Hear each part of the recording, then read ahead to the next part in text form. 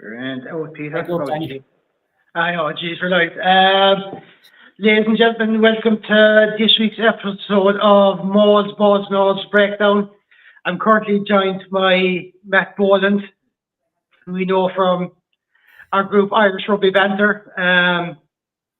Our show is also live on Mauls, Balls, Noll on our YouTube page and rock this on Facebook as well.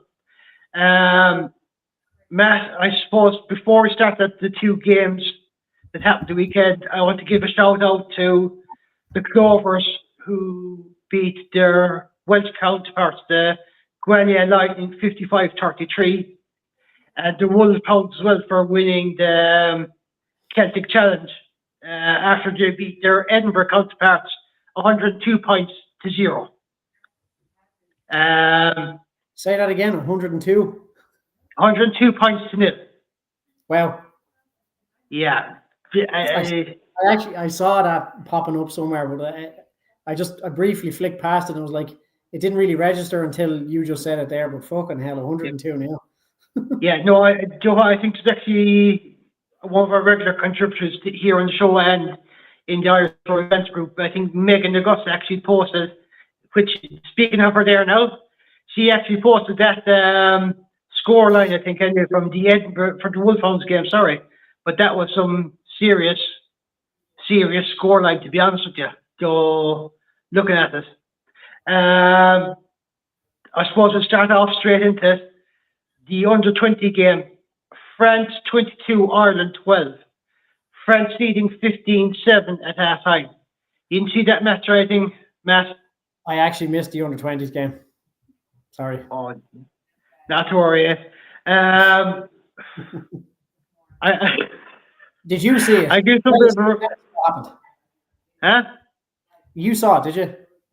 I saw bits of it, alright, anyway, because I was not long home from work and I was kind of keeping an eye on it here and there, alright. Go on, give us a brief summary. Yeah, France had 3 yellow cards with a 10-minute period just before, in less than minutes of the first half.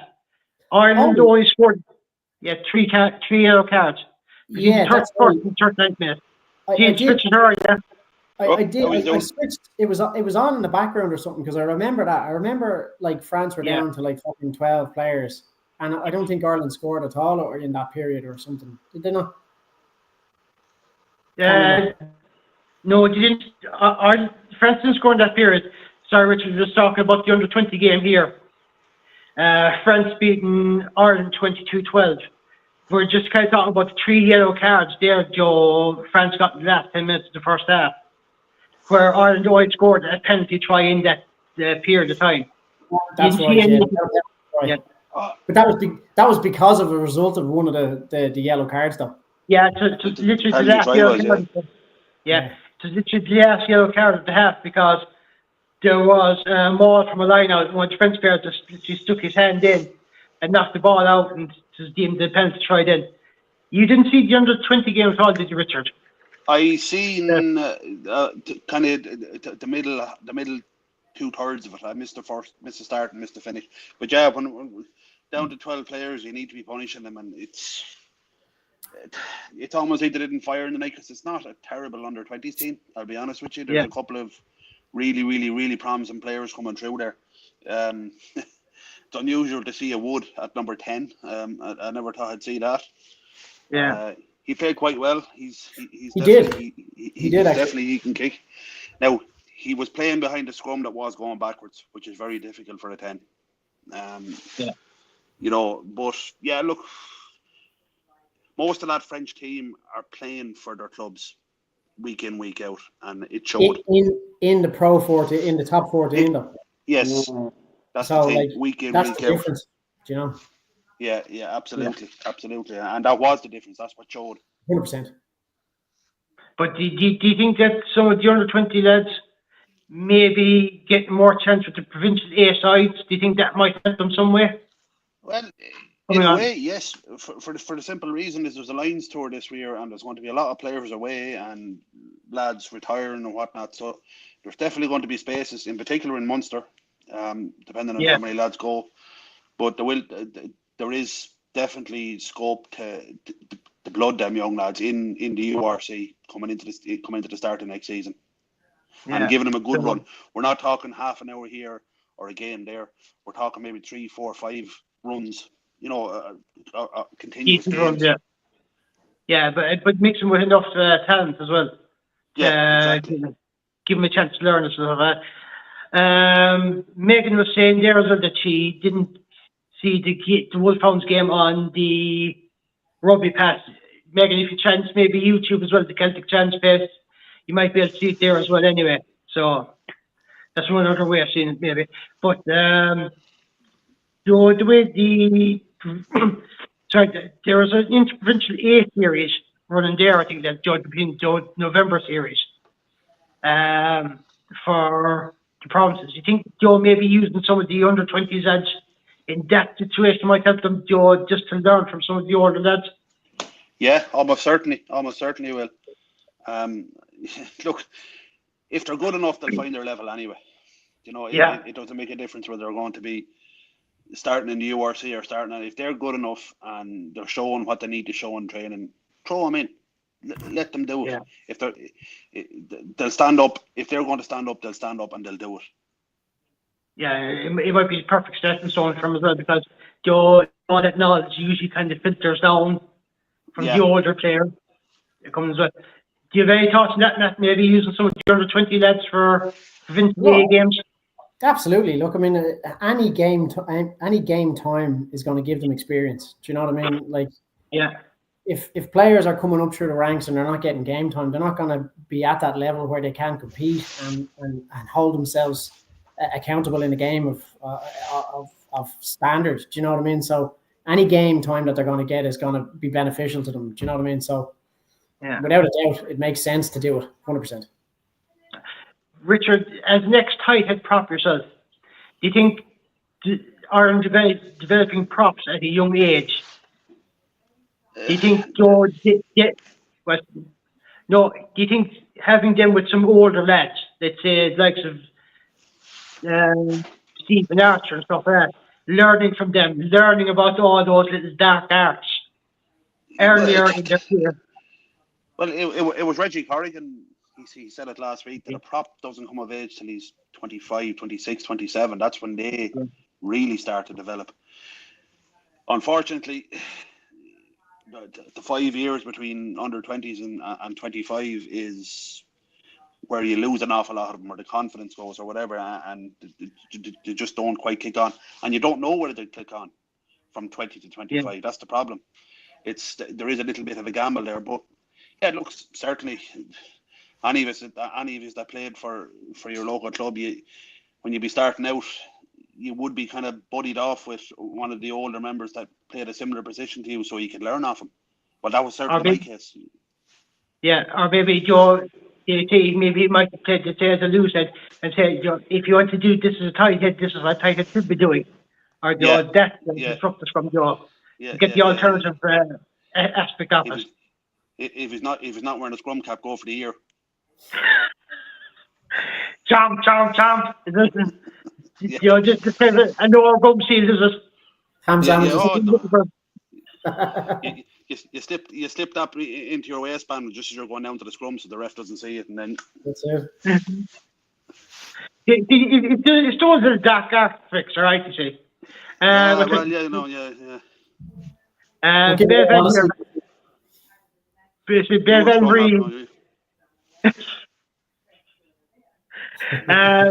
Van Ree here.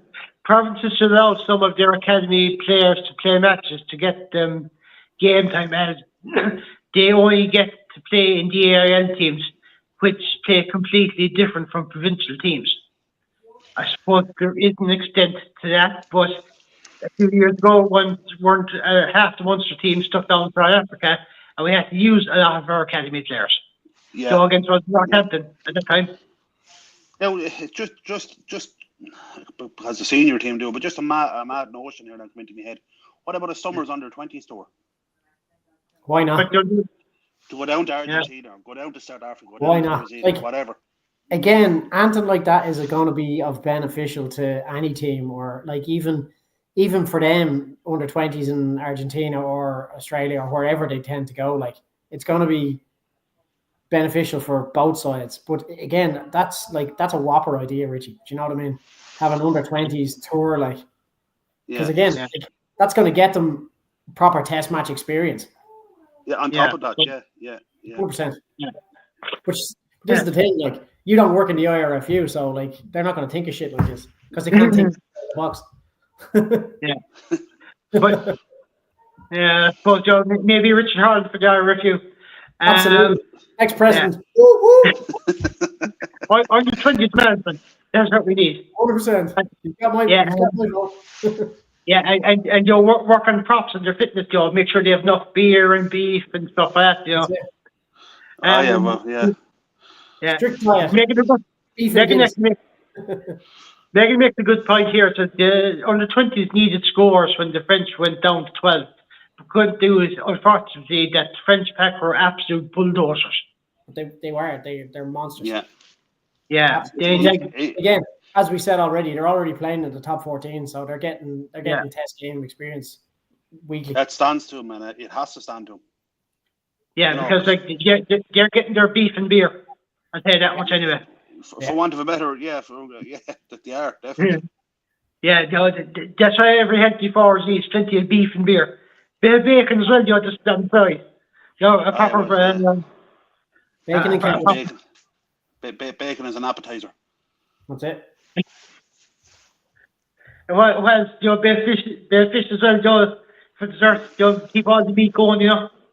Yeah, that's it. We know, there's no such thing as not enough meat for a forward anyway.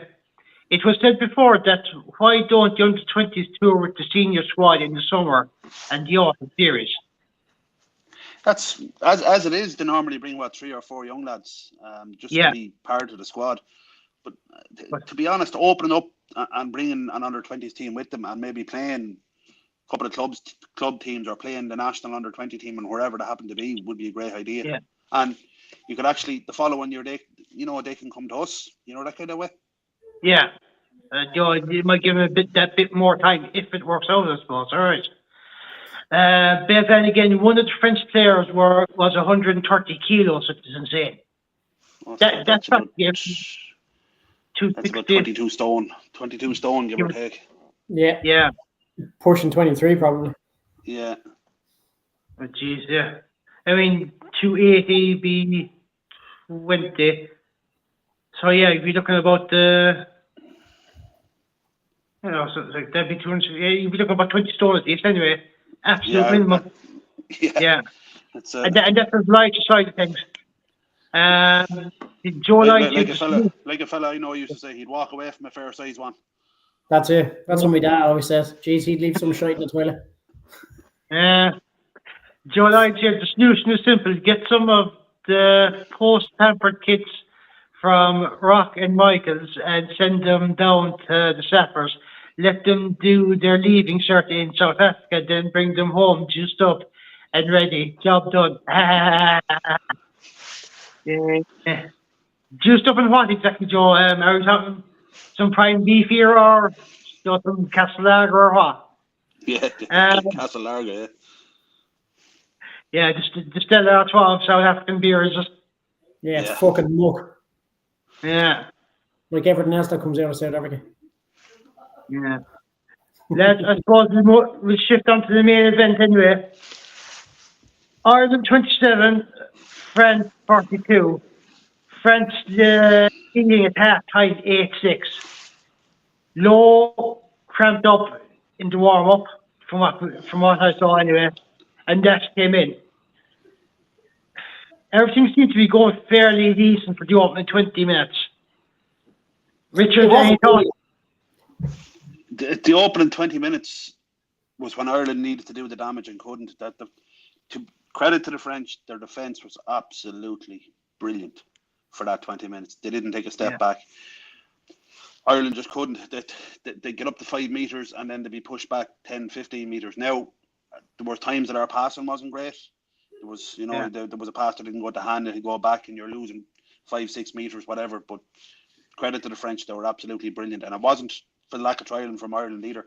I was looking at a stat there over the whole of the match. We hit 93% of our lineouts. That's impressive. Yeah. That's good. Like, Yeah, and yet still we couldn't penetrate the French defence. Yeah, it's just absolutely rock solid. What are your thoughts in the opening 20 minutes of the game? Like, you can't do shit like that. You just can't. Like, you're dominating territory, you're dominating possession, and you're literally banging on the fucking door, but you're just not getting over the line. Like, and against a team like France, it just can't be done. And like, that was the losing of the game right there in that 20-minute period. The French defense was just so solid that they just drove us back at every opportunity that they got. Whether it be a little mistake from us, like as Richie said, like a little pass that didn't go to hand, or somebody got driven back. But like, again, you have to credit the French. Like, they were just phenomenal in defense. I haven't seen a defense like that in a long time. They were very well schooled in the way that what Ireland were going to do as well. I'll give them that as well.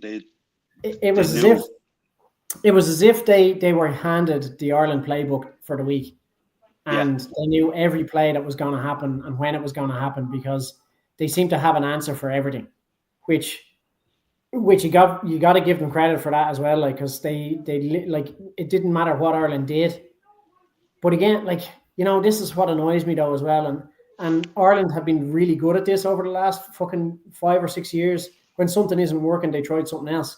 They just didn't seem to try anything else. They just seemed to bang down the same door and not get the same result.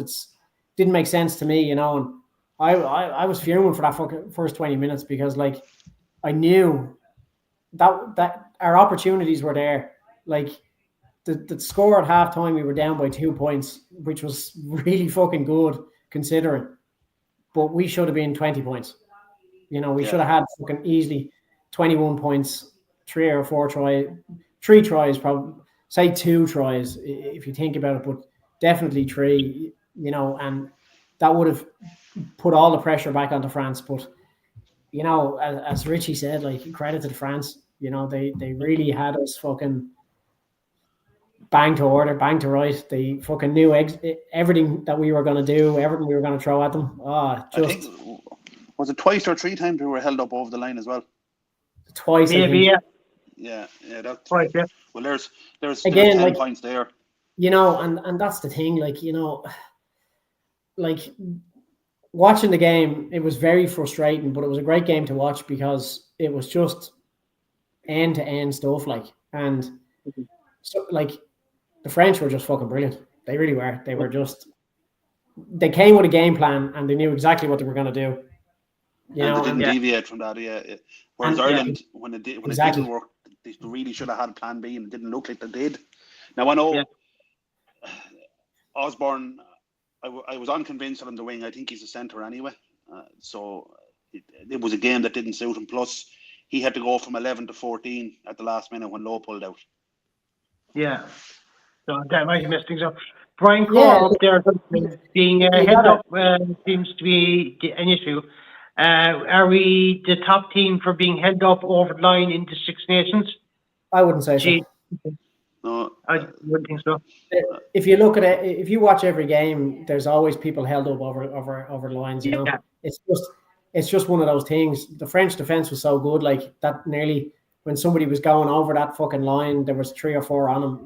And it's all about position as well. Like, if you're high and you're going in against 3 players, you're never going to get the ball down. Like, it doesn't matter how big you're going to be rolled, and that's it. Exactly. And it's just a defensive tactic, really, and especially nowadays, because years ago when you were held up over the line, you got retention of the ball, so it didn't really make sense for teams to hold you up over the line anyway, because you're only going to give the ball back. But now with the goal line dropout, it gives the incentive for defensive teams to actually go and compete for the ball coming over the line, because they'll get the reward then, and they'll get to clear their lines.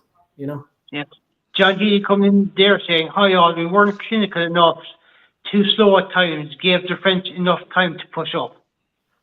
Well, at times. That first 20 minutes will show you how clinical we were, because we got nothing. Nothing. Yeah. You know what I mean? And we had all the possession and all the territory. Yeah. Good question there from Megan. Do you think that when Lowe went off and other injuries, it kind of brought a lot of anxiety to the team and affected them more than we thought? Not an excuse, just a thought. Did they get in their head too much? Like Richard, you said there about Osborne moving from left wing to the right wing as well? Yeah, where he would have, he would have trained all week, Yeah. over on one wing, and all of a sudden, you're over the far side now. Yeah. There is a little bit of that, but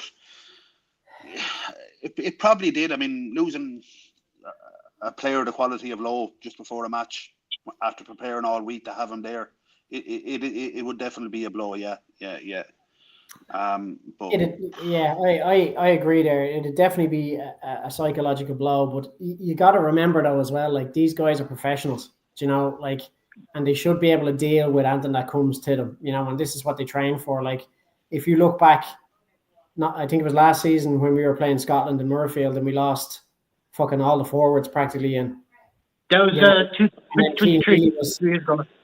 Well, whatever. But Keane Healy was fucking playing hooker, and Josh Van der Flyer was throwing in at the lineout, Yeah. So we can't really use that as an excuse either, because injuries do happen, and we have to adapt to injuries. Do you know what I mean? Now, I know from my playing days, when you were on the bench, or say, I'm just picking like something that stuck in my head, like you weren't picked for the match day squad and you're on the bench or on the sidelines or whatever, your mindset is different. So all of a sudden, if somebody gets an injury and you're told, right, you're in, you've got that such short period of time to get yourself into that mindset where it's a little harder. And I do understand that. So I do understand the likes of Osborne having to switch and Nash being called in. That does disrupt things a little bit. But you can't you can't really put that down to losing the game, Yeah, but you would imagine they would have actually trained for that.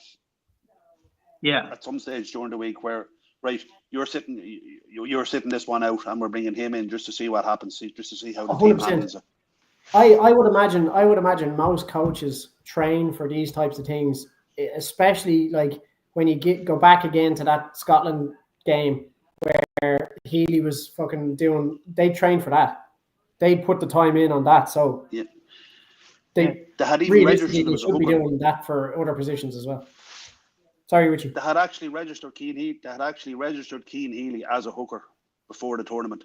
Exactly, and to me that speaks volumes, because that means they had foreseen this as an issue and said, look, we're going to do this as a precaution, and yet it actually happened. Do you know what I mean? Now, how fucking unlucky does one team have to be to lose two fucking hookers? Do you know what I mean? Yeah, that's.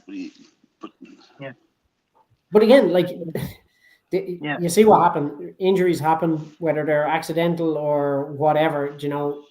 It's a tough physical game, and I know from my personal experience, when you didn't warm up properly on a first fucking contact, you could be injured. Yeah. And it's that easy, and some people just don't realize, the intensity and the stress on the body that you need to be careful and get yourself into that position to be match ready. You have to be on the ball, like physically, mentally, and it's a lot. And again, last minute switches tend to play havoc. Yeah. Good point here by Joe Lloyd. Going forward, there's only one logical way to go against a line like French had. Simply play for drop goals and build on the board till they have to break their shape to chase you. England won a World Cup playing this way. France, South Africa, New Zealand are all going to play big 7-1 going forward. So you need to get the scoreboard ticking. Is there a point to that, lads? Yeah. Well, test rugby, they say take your scores, don't they? Yeah. Always. You take any points on offer straight away. Yeah. If you unless you've got an advantage of some sort, of some description, whether it be a man in a bin, a forward in a bin and you've got a penalty in the half and you go down the line because you know, okay, well, if we secure line out ball, the chances of we have them all and over is better because they're down a player. Do you know what I mean? But again, like, I mean, they can throw in a back, but sure, backs do fuck all. Like, do you know what I mean? But you know what I'm saying? Like, you can account for these type of things by throwing, like, how many times have we seen Bundy Aki in a scrum? Do you know what I mean? He's a big fucking unit of a fella, like. But again, you got to play to what's ahead of you or what's in front of you, and sometimes, you know, going down the line is grand if you know you're going to score. You know, and this is what the thing that used to drive me about Ireland years ago. They'd always get down the line and then get fucking nothing out of it. They'd lose the line out or, you know, knock the ball on and they'd be fucking down the pitch again and nothing to show for it. Like, generally, like, if the points are on offer, fucking take them. Yeah, well, our provincial clubs have been known to do it too. Oh, listen. Yeah. Look, how many times have Leinster been caught out? Yeah. Well, in my opinion, it cost them a Heineken Cup. It's cost them too. Yeah. At least. Brian Core here is the French tacklers were holding on when the tackles were made, slowing the ball down. They didn't attack the ruck, they just got back in line. They were brilliant. And that was very evident as well. The game plan was to slow as much ball down as possible and target the breakdown or the Ireland breakdown as much as possible because they just got everything right. Any tactic that they were playing was spot on. You know, defensive, attacking, everything. They were. Well, our game is based off fast ball off the ruck. 100%. Yeah. That's what, and if you can slow that down, you can slow Ireland down. Yeah. You know, and this is something that they've got to work on. Do you know what I mean? Like, so like when teams start slowing ball down, we need to have a different game plan. Yeah, you know? Yeah. You know, but then you could ask, where were the pillars? Yeah, absolutely. You know, in fairness, it's not just, we're not going to blame Gibson Park on this. It's where were the pillars for this? You know, why were the French been able to get in around it? I've seen so many people pointing fingers. You know, like when a team is playing and somebody's playing bad, generally speaking, the whole team is playing bad. And there wasn't one outstanding Ireland player in that team at the weekend. There really wasn't. They were all below par for me, you know, and all of this fucking people attacking in the media, like, I'd love to see them pull on a fucking jersey and go onto the pitch and see how well they do. Do you know what I mean? Yeah, exactly, yeah.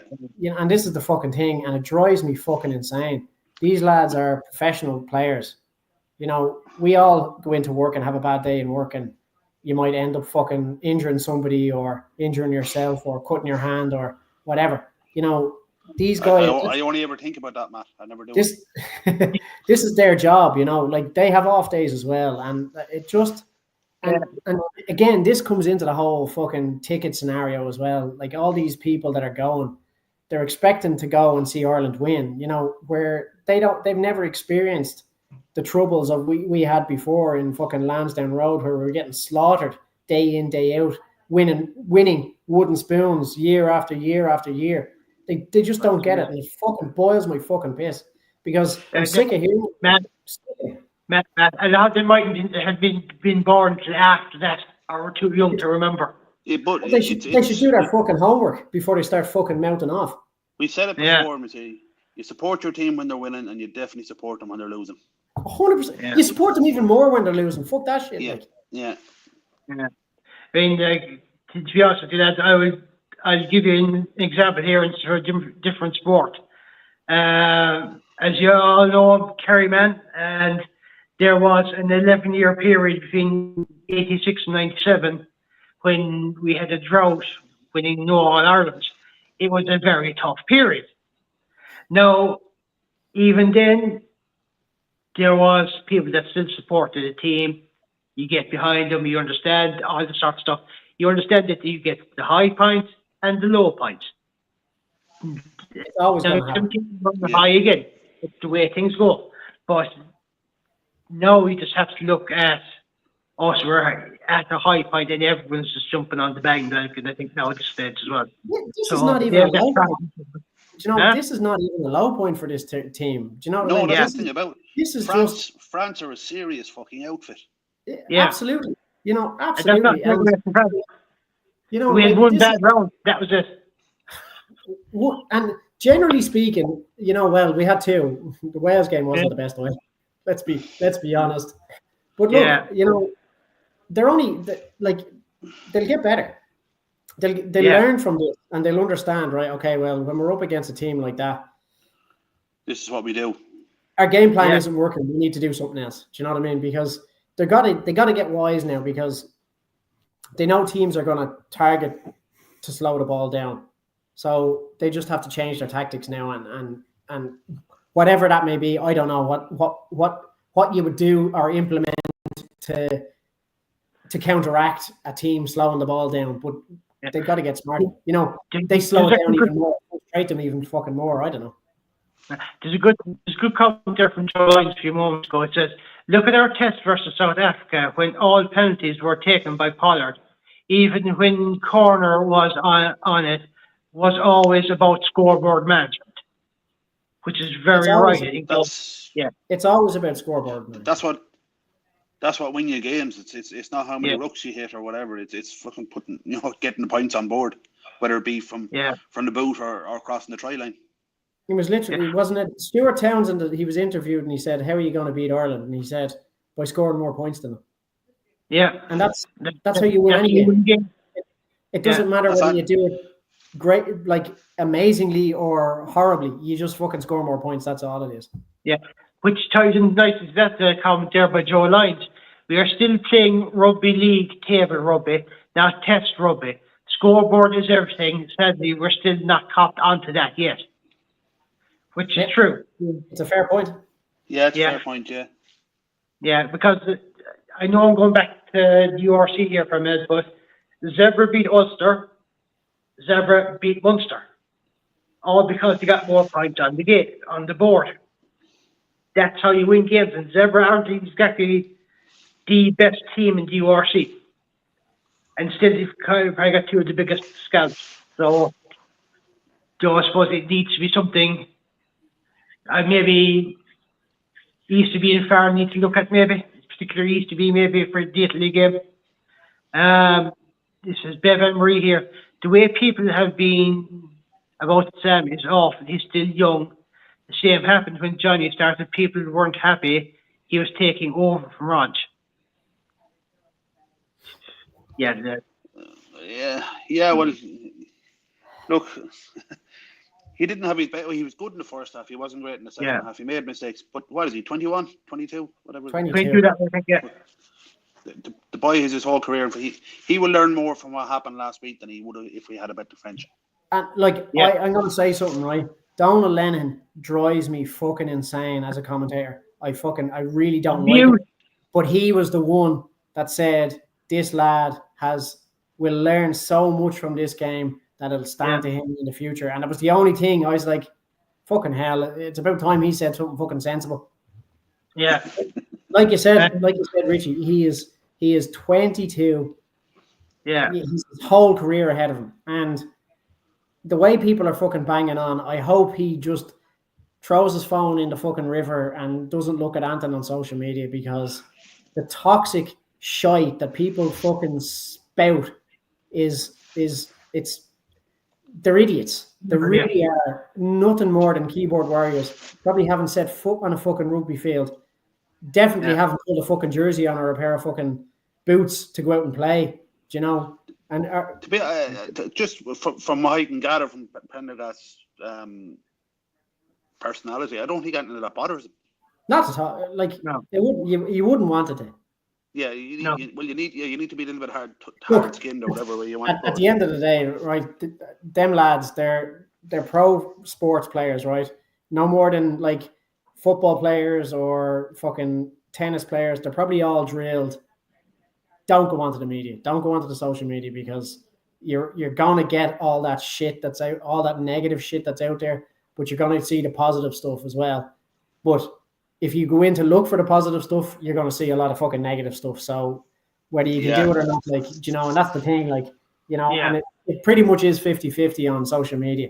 you'll get a lot of people that will have a lot of positive reviews and going, yeah, look, take it on the chin, lad, move on, forget about it. It happens to everyone. But then you get fucking morons that are just fucking out for fucking blood, and you're like, fuck off with yourself. And they're always fucking some gobshite with fucking user 2475312. Like, that's a fucking fake alpha, because they wouldn't fucking say it themselves. Yeah. That's Peter Burke's one you just recited after, was it? Well, yeah, probably, yeah. Yeah, that's one of his burner accounts, right? I think. Anyway, lads, there was the Joe McCarthy yellow card in the 20th minute for pushing over the player. Do you think that was a really call? That was just stupidity. Yeah. There's nothing other than to say that it was might have been a rush of blood to the head, but fucking absolutely stupid, because he didn't need to drag him back. We had the cover there already. He did nothing other than fucking bring attention on himself. And it was so blatantly obvious that it was only going to be a fucking yellow card, and with all the good work that Ireland did in that first fucking 20 minutes, and then him getting sent off for 10 minutes, just putting more pressure on Ireland. And to be fair, they were lucky to come out only 2 points behind at half time. Yeah. But like Joe McCarthy, he has been a penalty machine at times. And I thought in the last few games he's been a lot better. He seemed to be getting on top of his discipline and that sort of stuff. But that was just fucking stupid. It really was. And as soon as it happened, I was like, "Oh, you fuck! Oh." Yeah. I was looking at yellow cards straight away. You're going to go off. It was nothing else other than the yellow card straight away. Like, and it was needless, as you said. It was needless. It's just. I understand, like, you're playing a game and these things happen, and it's a rush of blood to moment to the head. I'd say as soon as he grabbed him, he probably went, "Oh, fucking bollocks here." Do you know what I mean? Yeah. That was a mistake, but it was done at that stage, But, I think O'Mahony was lucky as well on occasions. A couple of them fucking block down kicks didn't look like they were block down kicks. They just looked like they were fucking no arms tackles. Like, I don't know. Yeah.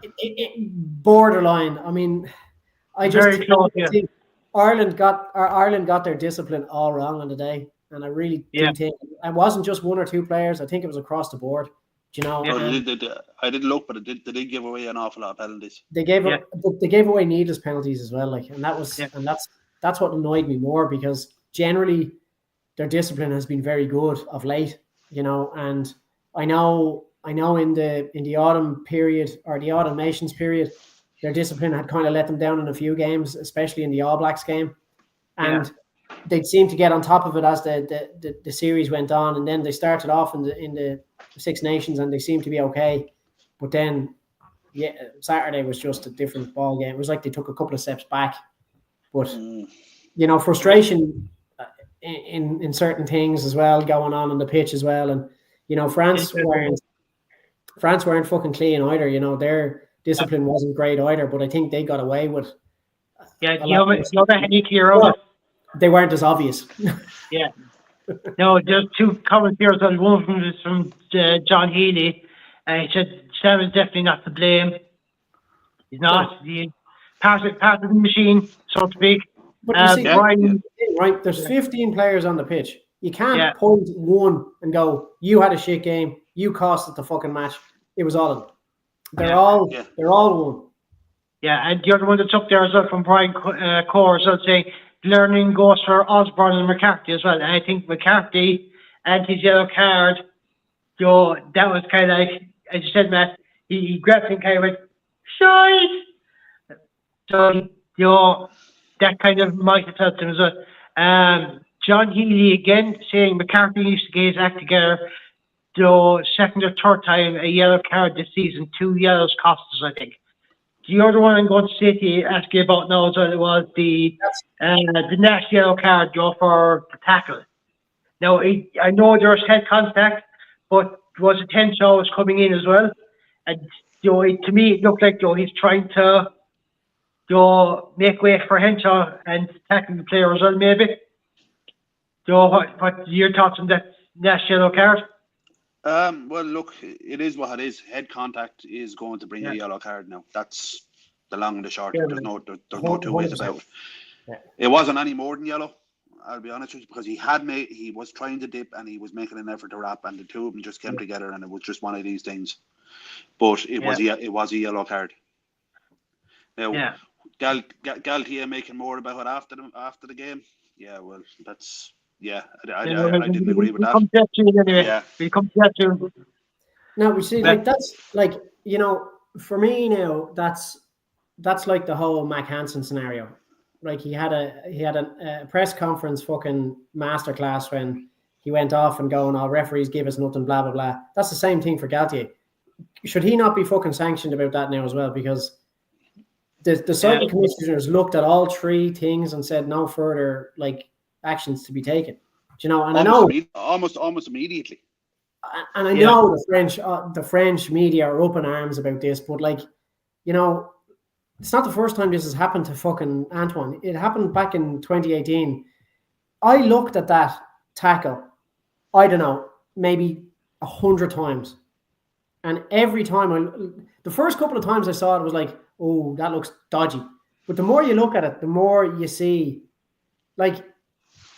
you got to remember, right? When players are going in to jackal a ball, especially the smaller ones, their legs are out because, as you know, right, rugby players are big. And when you're going to jackal and hold onto a ball, you have to have a broad base. And that's leaving your legs exposed. So when players come in to counteract the jackal attempt or to try and ruck them off, you're gonna get hit, and most of the time they just flop backwards. Yeah, but and I looked at it, right, and I don't know. There was another French player that was beside Antoine, right, and as Porter and fucking Byrne were coming in, he stood up and took a step back. If he had stayed there, Antoine's injury probably wouldn't have happened because he would have taken most of that hit, and that was one of the big forwards. He moved. They actually hit him. They kind of hit him, and he went off, and then came down on his leg. Like, there was nowhere else for them to go. And it wasn't at fucking speed or at force. It was just off. They were just going in to protect the ball because he got his leg trapped. That's exactly. And look, it does look awful, and it looks terrible because his leg is caught under two big lads and it's bending backwards, and you see him fucking screaming out in pain. But the more I looked at it, the more I was like, that really is just an unfortunate accident, and there's no one to blame. And to be fair to Angus Gardner, he was the one that said it on the pitch. Look, we've looked at it, and unfortunately to us, we have deemed it that it's just one of those incidents. As unfortunate as it is, it was accidental, and there's no more further action to be taken. Look, we've said it here numerous times. We don't ever want to see any player get injured, especially a player the caliber of Dupont. But it happened, and it happens, and it will happen again. And there was nothing anyone could have done about it. It was an accident. Accidents happen again. It is part of the game. I mean, what are the results, or what are the steps you take to stop this? Then stop people jackaling for the ball. Like, you can't do that either, because then there's no fair competing of the ball that's on the ground. Do you know what I mean? Well, that turns rugby union into rugby league. Yeah, exactly. So you may as well just stop. You may as well just be playing league then, instance. You know what I mean? Brian Corp there. I thought both yells were deserved, but French coach talking through his hoop about Nash. If it should have been cited, the card would have been upgraded, which is true, because it was deep going to the bunker. All right, anyway. Another one here from Dave Sheedy. He says, lads, our defence is not near what it was the last two seasons. And in fairness, we lost the contact in attack and defence. Yeah, he seems he's right about that anyway. It's clearly evident, like, our defence going back even prior to the Autumn Nations, was a hell of a lot better than what it was since then. Do you know what I mean? And yeah, I don't know, is it the fucking Nian Aber effect in Leinster that they have a different mindset when they go into Ireland camp, or is it? I don't fucking know. Like you know, there's so many different criteria that need to be taken into consideration here, but we're definitely not. I'd say post World Cup, we're definitely not the same team we've been. You know, and the potential's there to be as good. Definitely, we have the players. You know, like we all know Sexton's gone, but we have plenty of cover for him. You know, Crowley, Prendergast, Crowley and Prendergast, and although Prendergast might need to bulk up a little bit, but I mean, he's not really doing much wrong. He's getting game experience, but you know, I said this beforehand. I said I would have liked to see Crowley and Prendergast fucking sharing the game, getting 40 minutes each, or 50 and 30, or whatever. Do you know what I mean? Because it's really tough on him. Personally, I'd like to see Crowley start on Saturday. I think he should. Yeah. I think he should, and I think they'd be mad not to, just because of the public outcry. I think they should probably just say, right, you're on the bench for this game, just to fucking shut all the wankers up fucking moaning. Do you know what I mean? But just bring them up mid that half or something. But at least then they're kind of, it's as if they're kind of, okay, we're listening to what the people are saying, we're listening to what the public's saying and the fans are saying. We'll drop them, but we'll go, look, we're just doing this because, you know, or whatever, you know. But start Crowley, you know, and just, you know, it, like, I don't mind, like, you know, France did this a couple of years ago. I think 2 or 3 years before the last World Cup, where they blooded a whole young team, and look at them now. Yeah, you know, and they went into the Six Nations, and they were playing guys that we'd never even fucking heard of. And we're like, who is this French team? And they were shocking, and you know, they were hopeless. And then all of a sudden, Galtier came out and said, look, we're looking for players now to compete in the World Cup. And although they had a good team for the World Cup, I don't think it was quite ready. You look at that team now and you're going, oh, fuck, right? You know, maybe he was right. You know, and I think a bit of the Irish mindset with the halves now is get Prendergast as much game time as possible, because Crowley has it. You know, we all know Crowley can go into a game and compete at the highest level. Prendergast couldn't until now, but he's certainly making inroads now, you know. But Joe Lyons up here says Dupont put it and got himself in a shite position.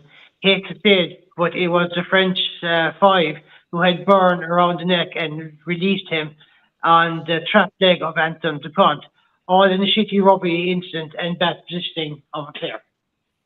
I didn't say it so much as that, but I'm not like, that's exactly the thoughts I was going on, you know, and he's spot on, you know. Yeah. You know, if you're a scrum half and you're going into jackal a ball, prepare to get hit. Do you know what I mean? By your own players or the other crowd? Well, definitely deserves to get slapped in the head by his own players to go, what the fuck are you doing, you gobshite? But you know what I mean? You know, and look, I don't want to see that happening to any player. It doesn't matter who they are or what they are. That is a real shame for France. It's a real shame for rugby, because he is a great player. You want him playing, you know, and it's a shame for any player to have that kind of injury, because he's looking at 6 to 8 months on the sideline now, you know. At least.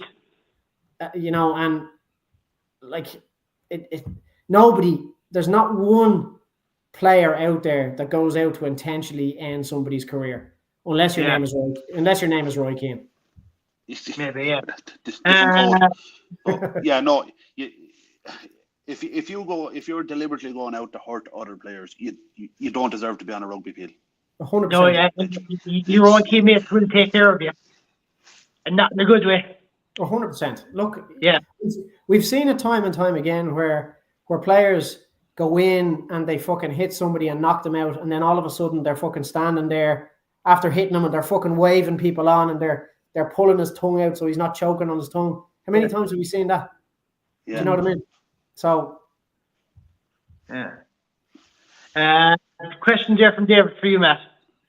I see that, yeah. Yeah. Did you give Matty your beard for tonight's show? Yeah, I did.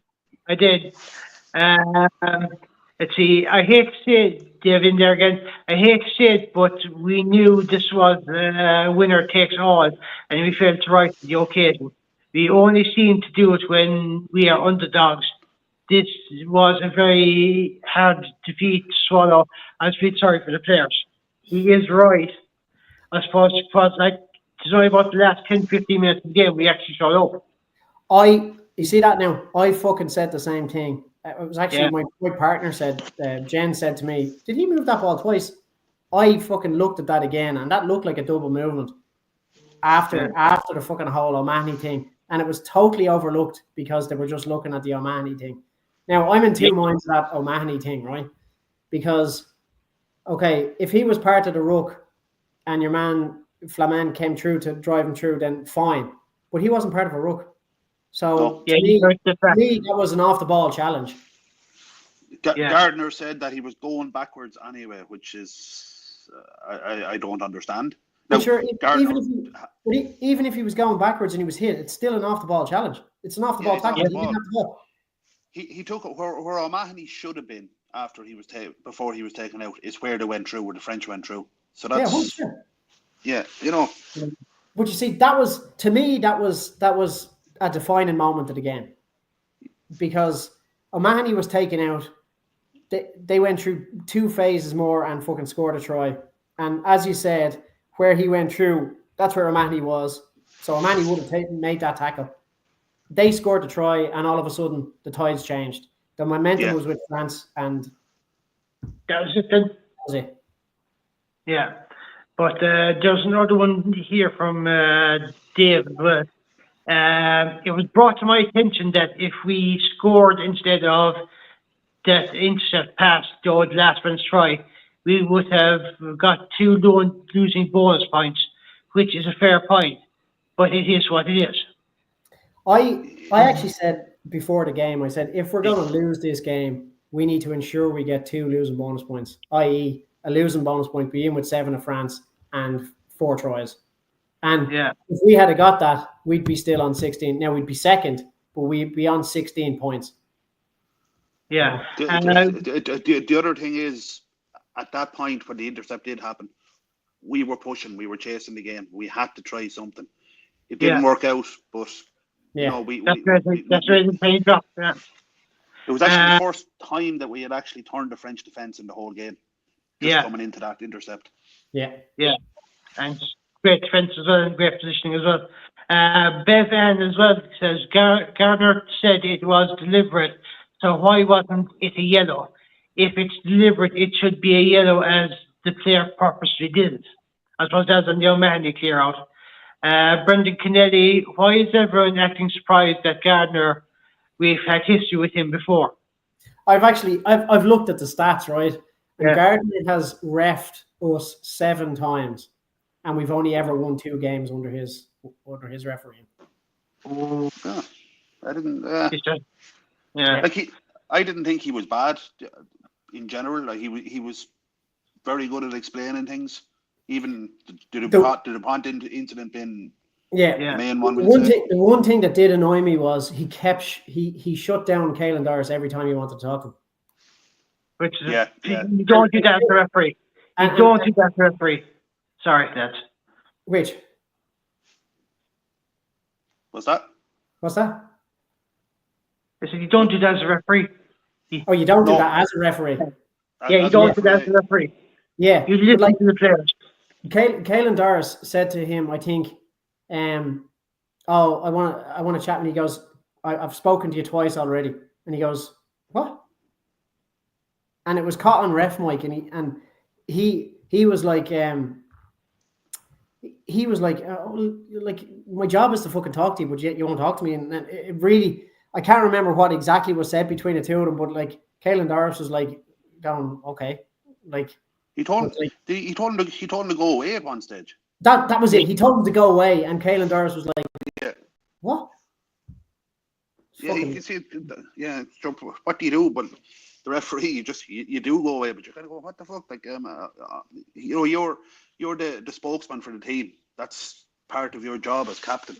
Yeah. Communicate with the ref, and the referee doesn't want to communicate with you. Yeah, but like, I mean, what's he supposed to do? Because like, fucking hell, like, and guarantee you, right? If the referee called Caelan Doris over to talk to him, and Caelan said, "Fucking go away," like, what would he say? Well, he'd be looking at yellow. Yeah. So that's where it goes in. Bringing Canadians, I did feel he was a tad dismissive of Doris. He was 100%. He absolutely was, without a doubt. Yeah. I saw another one there as well. Anyway, from Dave. Oh yeah, but you saying that we lost 2 games out of 7 under Gardner as well, isn't it? Yeah, so he's refed us 7 times and we've lost 5 games. Yeah, with him, yeah. Mike sees the referee team all need to open their eyes. I'm not sure. I think it's a bit of a off day for everyone, I'd say. Bar France. Dara here as well. Ref dismissing Caelan reminded me of the Leinster co-captain side when the refs were sending both captains away. Yeah. Yeah, I suppose so, yeah. Lads, we have about just over 3 minutes left, and it's a shame that the great referees had to retire, and we have been left with the rest who won't even talk to our captain. We need to fucking clone Nigel Owens. Get like 5 or 6 of him back. This was flagged 5 or 6 years ago, but the quality of the referees, though. Yeah. It has, and it has been an ongoing problem. Now, maybe there's lads coming through under 20s and whatnot, but at the moment, there's not a lot of great refs out there. There are a couple, but at the moment, there's not enough. I mean, it's not international level, I'd say, anyway. To be honest, in my view, the best referee out there at the moment internationally is Holly Davidson. I was only thinking that myself. I was saying, can Holly Davidson not just do all the fucking Six Nations now? Yeah. But he probably couldn't do Scotland against Scottish. Fuck, it doesn't matter. She's fucking good enough. Yeah. I suppose if we could try throwing Nigel Owens into a younger version of him, alright? For certain Scotland games. I'm telling you, rugby needs Nigel Owens or another breed of him, because he was without a doubt one of the best referees ever, and even when you hear his opinions after, because people are always tweeting him and Instagramming him about instances that happen on a rugby pitch, and his explanations and his clarity on everything is just fucking brilliant, and that's the difference. Yeah. Brendan Kennedy up here as well says, I really like that ref from Georgia. I know the one he's on about. Yeah, I know the guy. Yeah. Adam Michelli or Nicky Adam Michelli or whatever his name is. Yeah, he is one of the good ones nowadays. He's a good ref. He is a good ref. Yeah. Piardi, fucking Gardner. There's a few of them that are just they're not the best, but fucking real. But of course, Megan agreeing with here on the whole Holly Davidson situation. But like, to be honest with you, she's good. She knows herself as well. I think there's another South African referee. I know the girl you're talking about. She's very good. Yeah, it's a double-barreled sort of Terran something or something, is it? Something like that. Yeah, I know the girl you're talking about. I can see her. Yeah, because she was brought up for a clip. Was it in the England under-20s last season, and she put out both captains and said, "Look, you promised me about this before the game started. I'm really disappointed in you boys. Go talk to your team, judges." Amy Barrett-Theron. That's the one now, South African ref, Yeah, she is good, to be fair to her. Yeah. Dara Weston saying up there, looking forward to seeing Nigel Owens in the concert hall in 2 weeks. The problem is abuse refs are getting from the bandwagon jumping soccer fans. It's putting a lot of people off reffing. And that's true. That's probably a fair point too, Yeah, and that's happening even at grassroots levels as well, never mind international level. I think that's possible. Yeah. which is having a knock-on effect anyway. Again, that's social media. Yeah. That's the cause of going that. back to the players. Yeah, These fucking fair weather supporters, and they think they can just fucking say what they want. And they're accessible supposedly 24 hours a day. Yeah. And Brian Corr agreeing with that there, saying about the internet bashing and stuff like that. Dave Sheedy saying here as well, there's an Irish ref coming through that's very good, can't think of his name. No idea. I have no idea now. But... Oh, yeah. The name would be handy. Yeah, it'll probably come up at some stage, right? Anyway. That's it. How about Frank Carter? Fuck off. It's all these lads on TikTok, Matt Boland, talking shite every day. That's it. I wonder why you put the reference there, Matt. 1,000 views on my last fucking TikTok, so it's not too bad. What's a TikTok? A Kessler song. A TikTok is the Kessler song. That's what that one is. We're over the hour, so I suppose we'll wrap it up. We'll be back again next Monday night for, I suppose, the 2 Italian games. So, Richard, thanks for jumping in. Matt, no worries, thanks for jumping in. No worries. Until next time, and to all the members that commented, appreciate your comments. We're sorry we couldn't get to all of you lads. Take care. Good luck, lads.